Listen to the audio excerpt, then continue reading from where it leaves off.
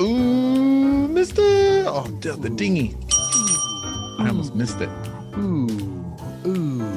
Guess what? Ooh. What? We have Mr. Dave Jackson. Oh. Insurance changes time and face the strange. Changes. Ooh, let's do it. Let's do this. Yeah. Buckle up. It's the Insurance Dudes Podcast. Dave Jackson. Dave Jackson.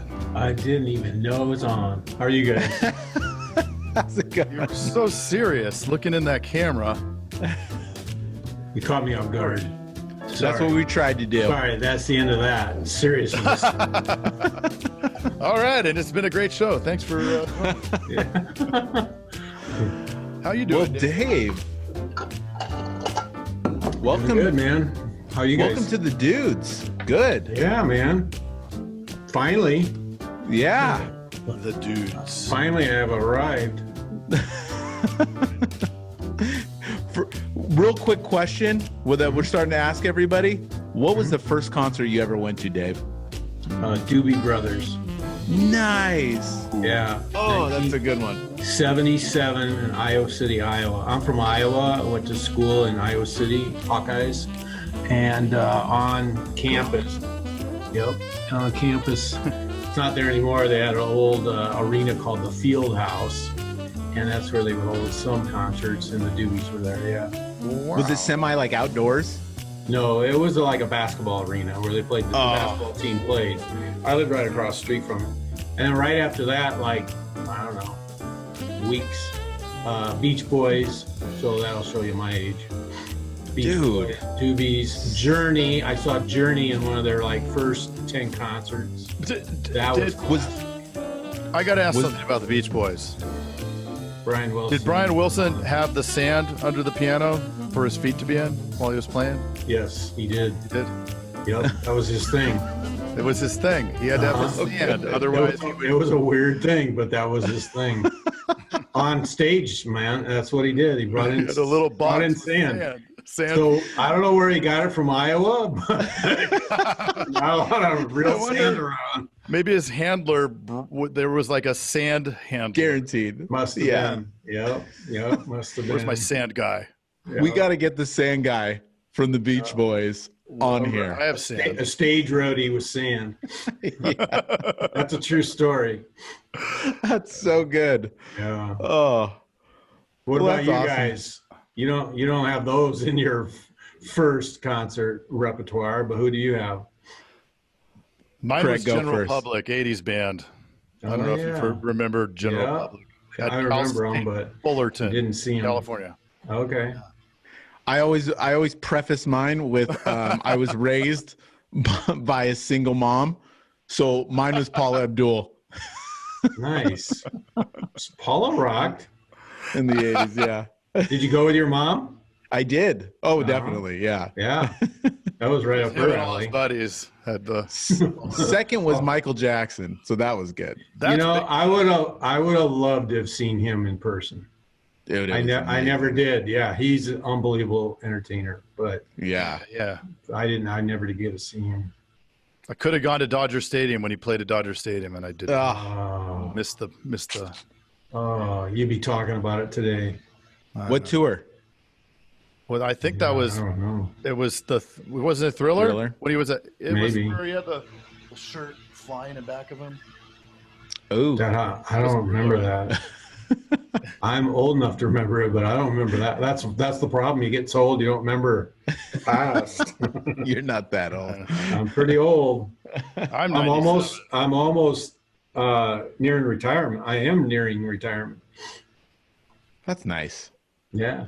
Well, so then you've got a great story. Why, for those in the insurance space who are under a rock and don't know who the Dave Action Jackson is, why don't you give a little background? Okay. So this July, 40 years in the industry. Woo. Nice. All that means is I've seen a bunch of shit and sent a lot of it packing and hung on to a little bit of it. So again, I'm from Iowa. Started with AAA in Iowa in '79, right out of college. I worked for them for 11 years. Then I went and worked for a company that's no longer got gobbled up by Vertifor. I was with an AMS company for a couple of years. And that's when I went into agency for my first time at a couple different all-state agencies, one in Iowa, one in Nebraska, and then I bounced around for a little bit, went back to AAA for a little bit. Eventually moved to Omaha and had my second all-state agency there. And then eventually I live in Arizona now. I've been here 11 years, and eventually I relocated to Arizona and became a State Farm agent in the office location where I am now. But they didn't like me, and the way I didn't conform to their corporate ways. So we parted ways because they wouldn't give me a permanent contract after your first year of probation kind of thing. So that's when I went independent, and that was 6 years ago Monday. So there he is, the man, the myth, the legend. Look at that. Yeah. Shirt blowing. Yep. That was Thriller. That was Thriller. Yeah. That's when he did the moonwalk and all that good stuff. Yeah. That was the good they stuff. went nuts. Mm-hmm. So you ended up are you in Phoenix? Phoenix area, suburb called Gilbert. Yep. Yeah, I'm down in Tucson. Oh, okay. We can almost reach out and touch. Yeah. I'm right up the road in Gilbert, so pretty close. And I have an office in Casa Grande, Nice. which they call Casa Grande. If you call it Casa Grande, the locals don't like it. It's not Grande, and it's not Casa. Casa Grande. It's Casa and Grand. Which is not the Mexican way to say it, by the way, know, but you guys are weird, so you probably fit right in. So yeah, that's my 40-year history in a really big nutshell. Okay. What do you think was the hardest thing that you've come up against in all this time? The internet. Ooh. Yeah, because I'm pre-internet days. We did 3-part carbon forms and all that back in the day, right? Yep. And everything on paper. I actually, when I was with AAA, this had been in the 80s, I supervised their, just an insurance company in Iowa. I supervised their admin department. So they actually had a company. They were a carrier. And we had rows, like you see in the dentist's office or the doctor's office, rows and rows of paper files, right, in cabinets. And so I had 2 people that would actually, all they did was file the paper in the folders. I know. Today it's like, serious? But yeah, that was the 80s. And then the internet came along, and that just changed everything. I mean, a lot of good, don't get me wrong, but change, and you know how everybody loves change. So, but you adapt, or get left behind. So yeah, 100%. Yeah. So talk about the good and the bad of that. That you, from your perspective of being in the industry so much prior to that, feeling like those pains and transitional phase. So here's what I'll say, because I've been around this industry quite a while. A lot of the young folks get really exasperated and impatient with the carriers. Carriers have been around a lot longer than I have, and anybody has. Most of them, some of the big boys, and they move extremely slowly. They didn't want the internet to come around, believe me, right. But they were kind of forced into it too. Instead of mainframes with punch cards, this is back in the 60s and 70s. So don't expect them to just be all excited and jump on board and, oh yeah, technology and data, let's just do what everybody else wants. And they're going to do what they want to do at their pace. So if you think you're going to buck the system, you're going to bang your head and lose a lot of sleep and be frustrated. So you got to figure out how to fit into their system. It's their industry. It's not ours. And the clients just happen to be, a byproduct of the whole along system. for the ride. Along for the ride. So, but I can't tell you how many bar stool arguments I've had with that. But I'm like, there are no buts, okay? Right. Who has the money? Just think about that for 1 second. Who has all the money? The carriers, okay? You're going to have to do what they want you to do. You can do what you want. Go ahead, try. I'm not going to say no or tell you not to, but good luck. That's all I have. Right. So, I mean, you guys have been around a little bit, long enough to know, right?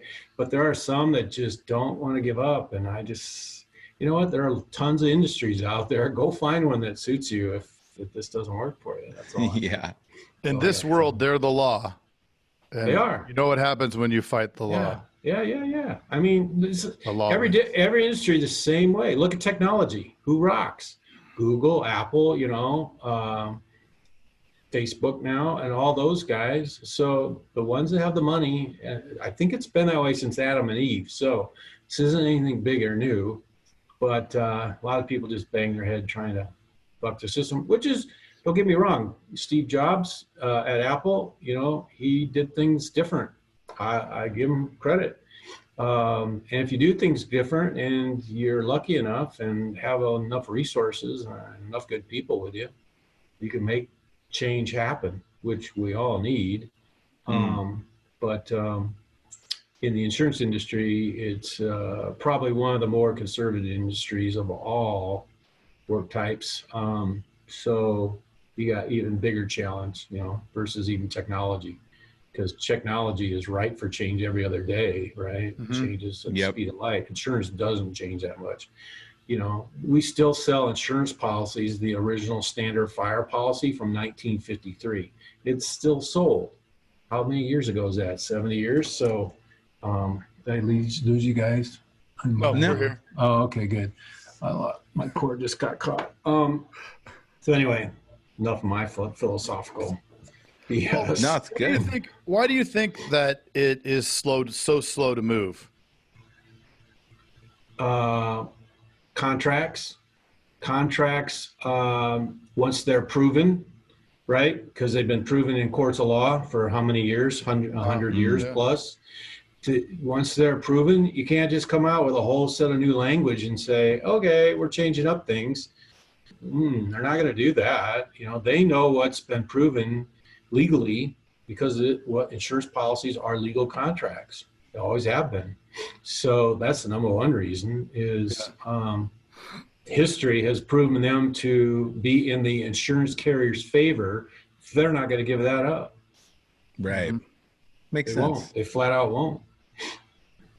I mean, predictability has to come in there too, Absolutely. Probably, when it comes to that amount of risk. Cool. So you're a part of, talk a little bit about the Insurance Agency Owners Alliance. Okay. My story on this is before I started my State Farm agency here in Arizona, I lived in a neighborhood about a mile from my office, which was really nice, 5-minute commute.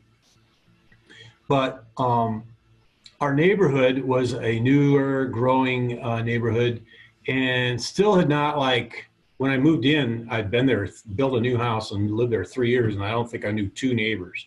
And that kind of bothered me, how do we, the HOA does a few things to get the neighbors together, but there really wasn't any community. So I wanted to help build community and be a community leader along the way.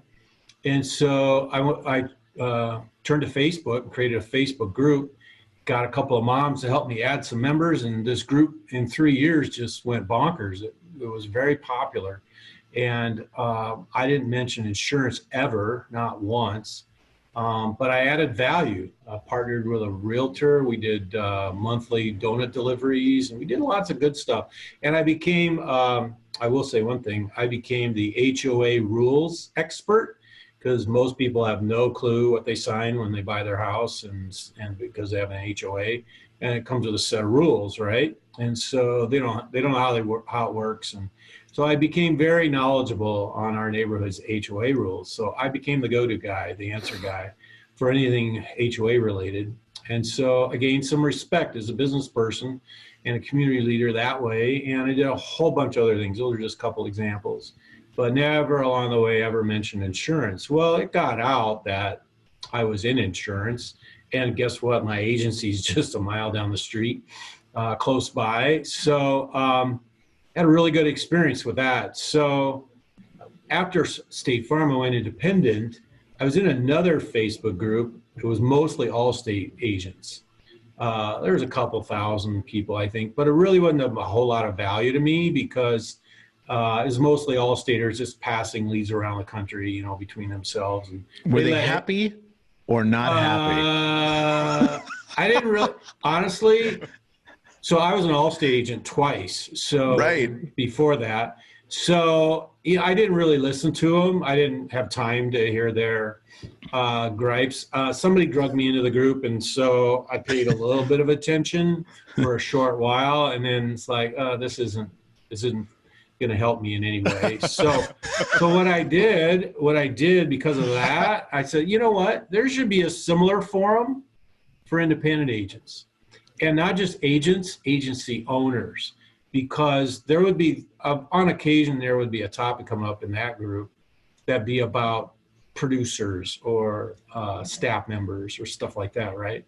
But they let anybody in. You could be a staff member and read your boss's comments about you. I mean, no, that's not going to work. So that I again turned to Facebook and created a group. I knew a handful of guys who were owners of independent agencies. This is next month will be 6 years. So 2014, and created a group. And today we're at 6,112 members who are 100% independent, no captives, nobody but independent agency owners, no carrier personnel, no third-party vendors. We only allow one person, independent agency owners. So turns out, I actually did it a little bit selfishly. I've been a captive agent for most of my years, and so independents have different types of questions. So I wanted to get some of my own questions answered. So it started to help, and we started to share ideas, and the rest is history. That's so awesome. And that's exactly why we started this podcast as well. Mm-hmm. It's to talk to awesome dudes like you that have insight on history or what's going on now, or just insight, right? Because through all that data really does help us. I mean, we've talked to a bunch of people in the industry, outside the industry, that's honestly helped our businesses as well. So there's a selfish element in there that's awesome. But it's also awesome when you're asking those questions, you're getting value, but then you're hearing from other people, they're getting the same value of these things that, are on everybody's mind. It's not like questions differ from right. People, really. Yeah. We're all human. Yeah. The questions that come up in our group. So we're a closed group on Facebook. So there's no dues. You don't pay. Facebook's free. We have 3 requirements. You must be a Facebook user. You must be an independent agency owner, and you must be, or I should say independent agents, and you must be an owner or a partner. You can be a 1% partner as long as you do have ownership. And that's who we allow in. So the first year, somebody suggested, let's get together. We only had like a couple hundred members. And so we had a meeting. It really wasn't a conference, more like a meeting. And 27 people showed up to our first meeting. That would have been in 15. It was in Anaheim. And so we put together an agenda. Several of us put on presentations on a one day on a Saturday. Then it morphed into a conference. And then next month will be our 6th annual conference. Cool. Next month's in San Diego. We'll have over 1,000 people in the ballroom. And so it's become the industry's largest conference for independent agents. And our exhibitor hall is grown. We're now almost at 100 exhibitors. So I've become an event planner as well. I have one partner, and between the two of us, we have an admin person who helps on the back end of things with the accounting and record bookkeeping and some of the organizational stuff and graphic skills, all that kind of thing. But otherwise, the two of us run our agencies. We do that on the side, and then we have one part-time admin person. And we put together a partner program for outside vendors that's reaching 100 members as well. everybody from agency management system partners to, oh man, you name it, anybody who would offer a service or a product to an agency. So, and we have our website, but the group itself is just a forum. I'll give you an idea. Facebook gives the admin of a group, which is, I'm one of them, some analytics, right? They call it insights. So I can run a report or two and I can tell you how active our group is. I usually do 60 days and I run the number for engagement. So engagement is how many people either view, comment, or like, or post in our group. And every 60 days, we average somewhere around 70,000. So the other thing I look at, 70,000 of those types of interactions, engagement. Wow. So it's extremely active. The other number I look at from an admin standpoint is how many of our members are active. Over 6,000 members, if 10 of them are active, well, you're nowhere. But that's not it. We run about 93% of our members are active at any given point in time. So some just look and read and they love it and never comment once. Some do. And then when they finally do need to say something, they're like, best resource I've ever had. I'm like, I didn't even know you existed, but thank you for that because apparently we've done some well. And then there's the other opposite extreme is folks who will comment and post all the time about different topics, or at least contribute. Especially the older guys, the more experienced guys, they help the younger guys and vice versa. The younger guys will give different, perspectives to different things the way they see it. And the older guys, some of them will appreciate that, like me. So it's been a really good blend of sharing knowledge. We use the 3 terms of selflessness. So sharing, everybody shares. We share our shared file folder. We have like 500 documents. So it's like a library of all kinds of things that help you run your agency. And cool. Innovation and collaboration. So those are our 3 pillars. Yeah.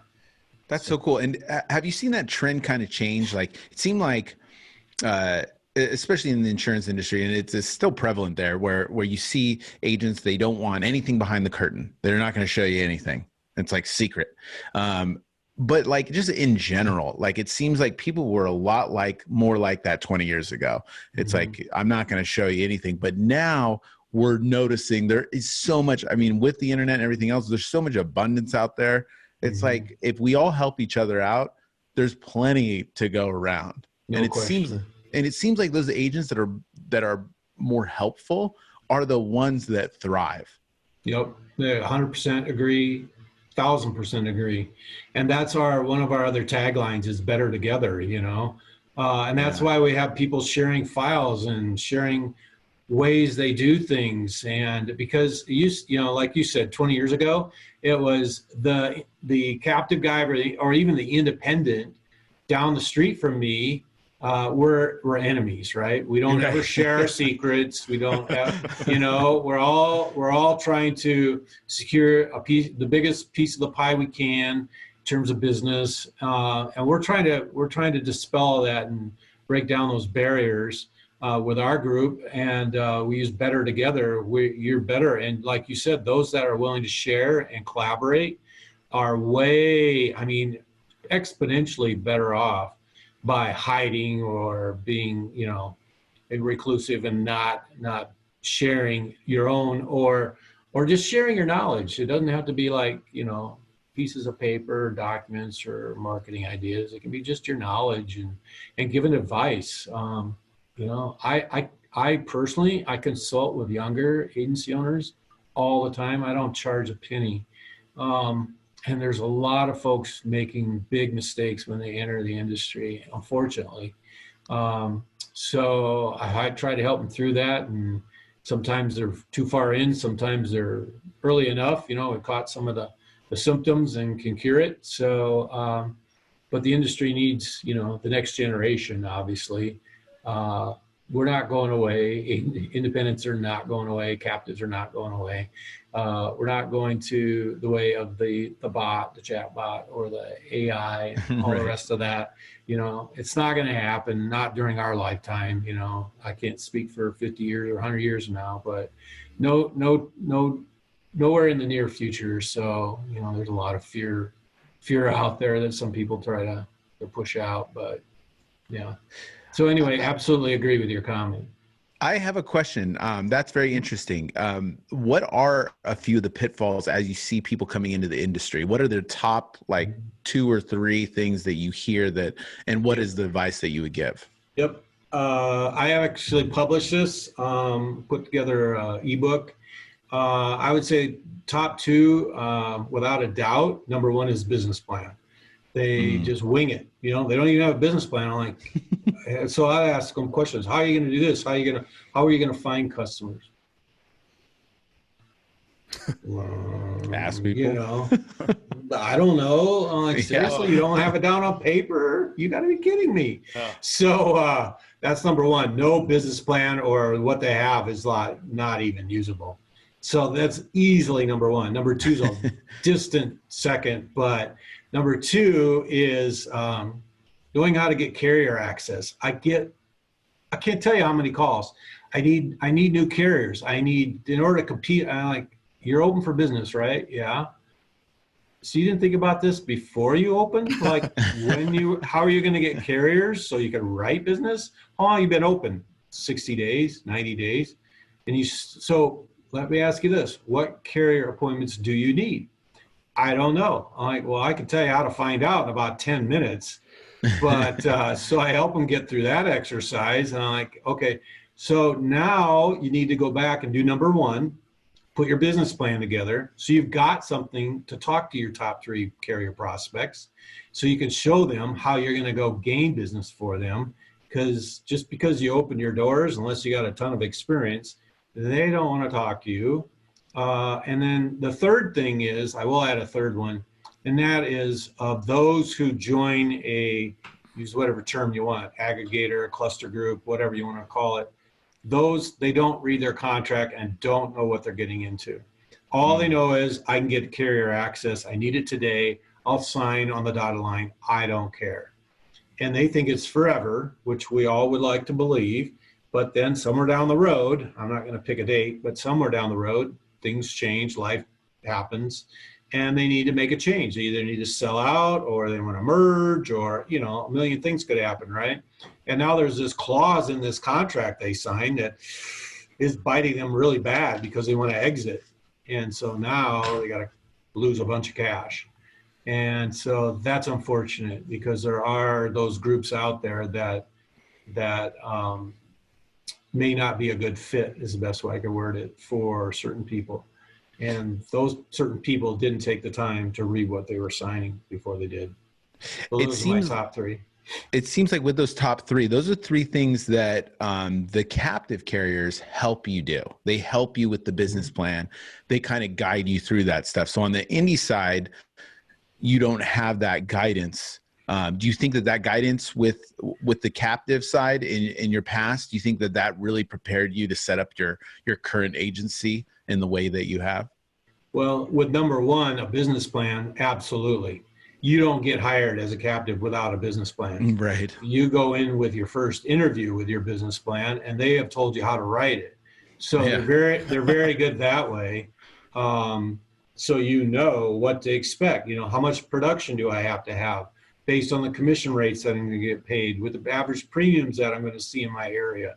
And so, and then how to go about gaining the business. So they're very good about that. And that's what most people say. They do the training better than any, because when you're an indie agent, an independent agent, you're independent. You're out there on an island there, unless you're part of a group that has superior support, like a network or a cluster or aggregator. I joined one. I'm still with them today, but I will say that I didn't necessarily need as much support as some of the other guys. I've been in the industry over 35 years, so I'd run agencies, just not an independent agency for the first time.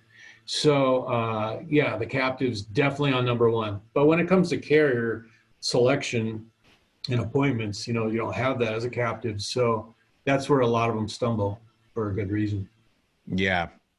When without the business plan, why would you even think of it blows your mind. Yeah. I could write a book and you guys would be like, oh, you made it all up. I'm like, they're all true testimonials. And even on the captive side, like you said, a lot of times it'll be put together with the help of somebody else and then not really looked at or executed on. No. But these things are so critical in order to look back and track and measure your progress against, right? I mean, it's not just some thing so that, I'm going to sort of do this. It's like, no, you got to follow this thing. It's what gets you hired, what gets you door open. But from then, it's a constant work in progress. Mm-hmm. You've got to update it monthly, at least quarterly, not even annually. Monthly is by far the best. And because, your conditions are going to change. Your rates are going to go up or down.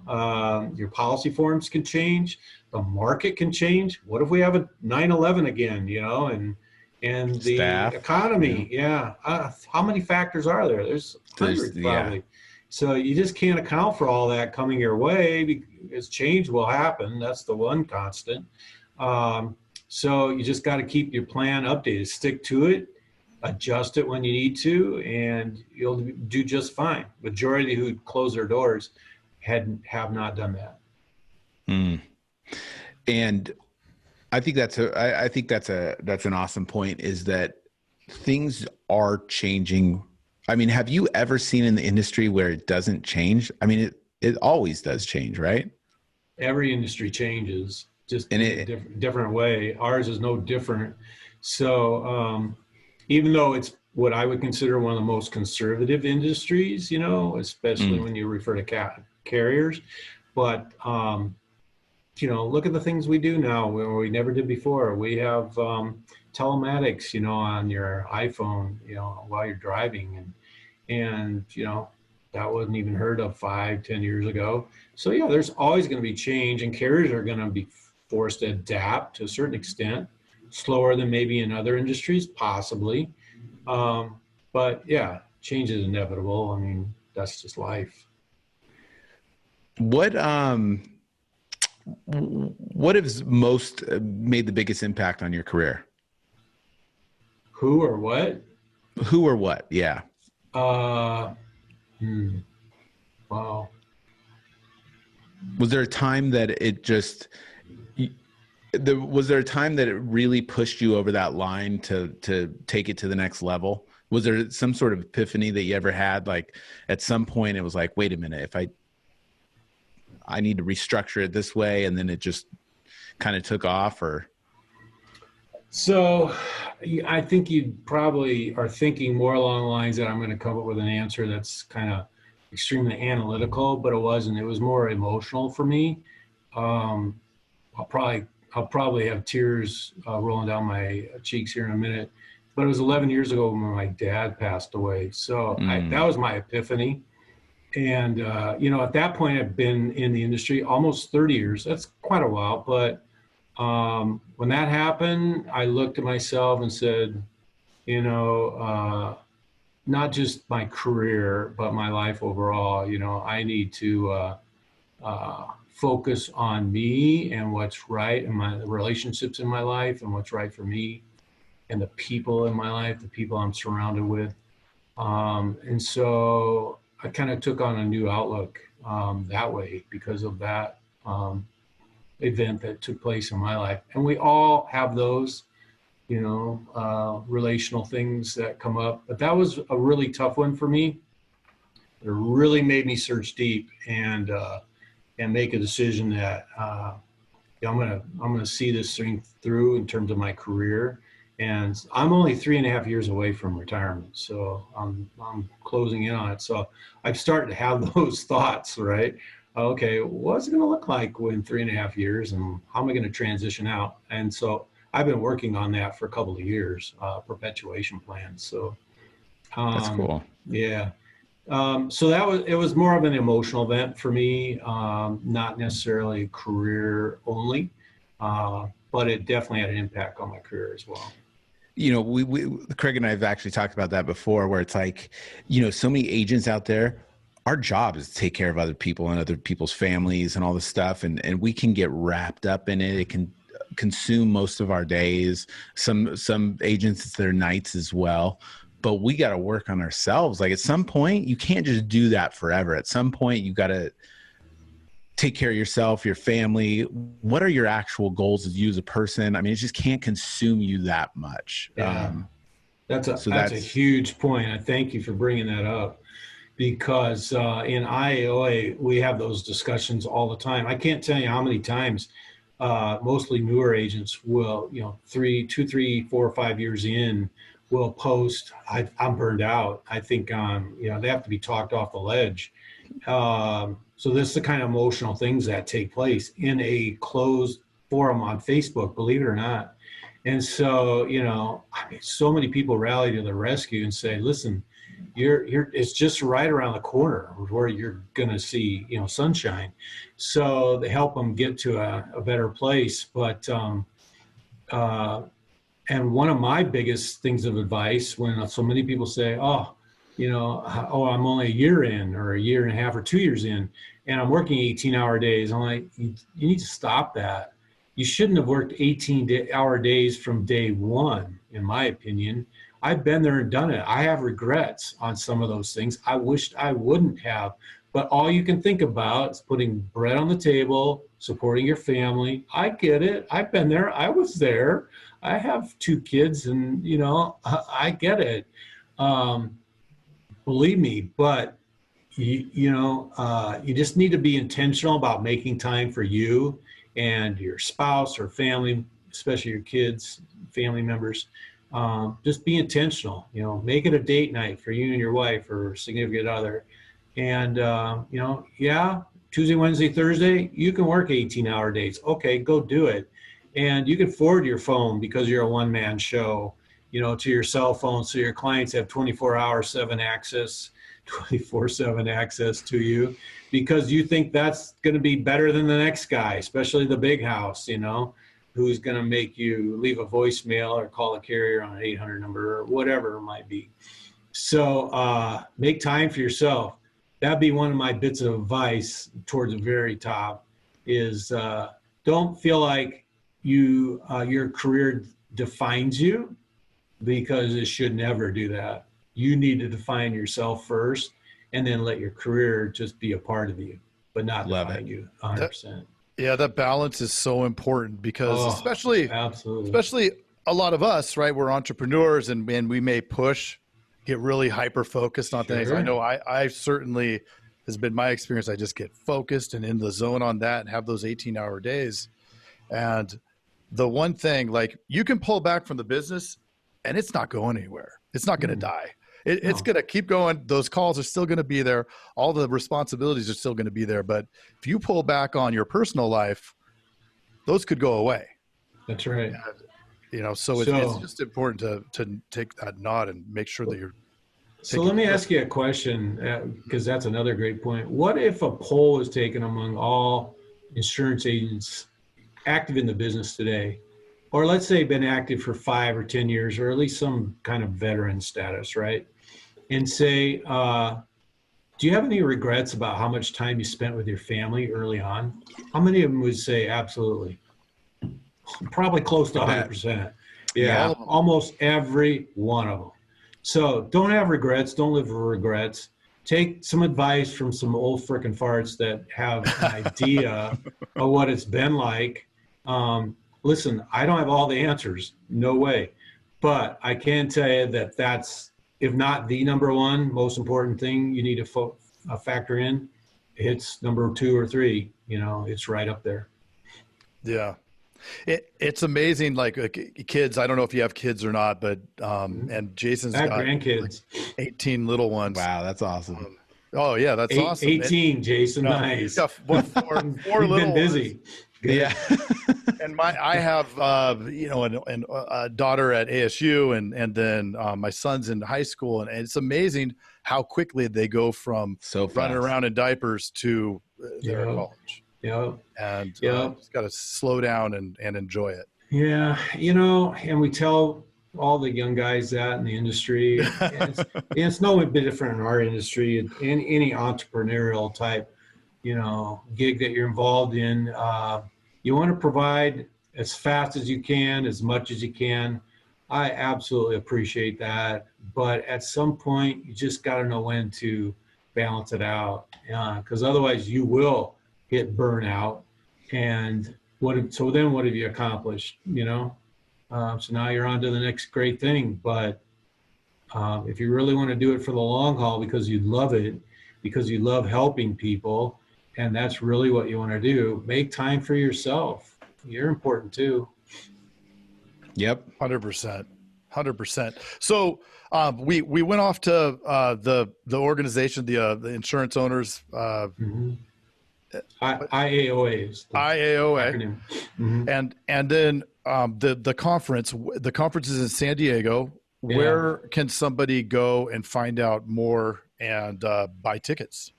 So IAOA.com. IAOA.com. And we'll put that in the show notes for everybody. Okay, yep. But first off, it's for IOA members only. So you must be a member of our Facebook group first and primary. But but that's where members would go to buy their tickets.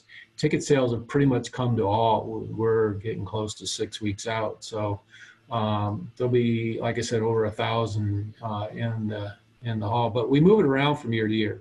This coming year is in San Diego, but last year was in Vegas. Prior to that was here in Phoenix. Then we were in Orlando, San Antonio. We announce the following year, the last 5 minutes of each conference. So San Diego at the very end will announce where 2021 will be. So we move it around though. We've never kept it in the same location, but it's always in January, the weekend before the Super Bowl. Dave, love this it. is so awesome. Thank you so much, man. Yeah. Yes. Took you right up. You went the distance. Right. Appreciate it. Thank you guys. Yeah, appreciate it. You're a great dude. I think you've dropped some massive knowledge nuggets for us, and we really appreciate it. So hopefully we'll have you back. You're very welcome. I appreciate you guys. Thanks for all you do. Thanks, Dave. Have a Merry Christmas with you and your families.